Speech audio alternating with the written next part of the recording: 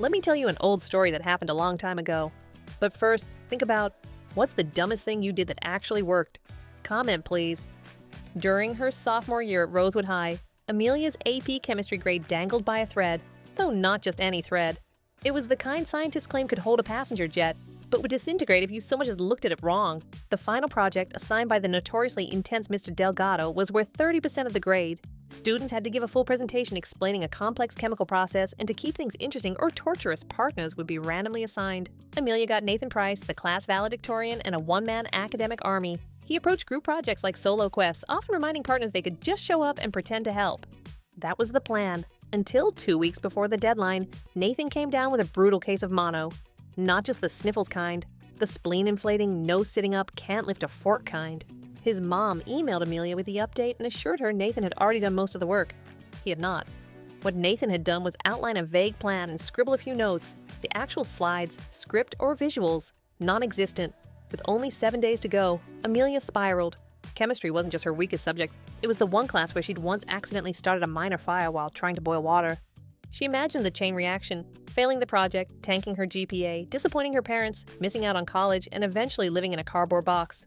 So she came up with a plan so dumb it just might work. She invented a collaboration. Digging up an old phone from a drawer, she began texting herself as if she were Nathan.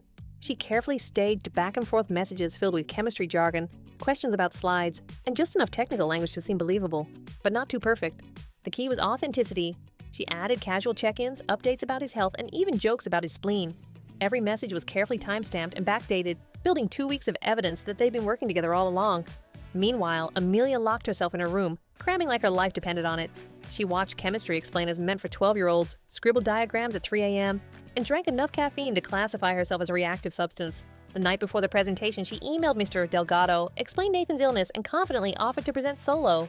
Attached to the email was the full conversation history between her and fake Nathan, complete with polite debates about oxidation states and transition slides. On presentation day, Amelia stood in front of her classmates with a dry throat, shaking hands, and 2 hours of sleep. She stumbled a little, improvised a lot, and somehow delivered a coherent explanation of electrochemical reactions. When she finished, Mr. Delgado nodded. He told her he was impressed. He'd read through the text. It was clear she and Nathan had made the best of a bad situation. She received an A-.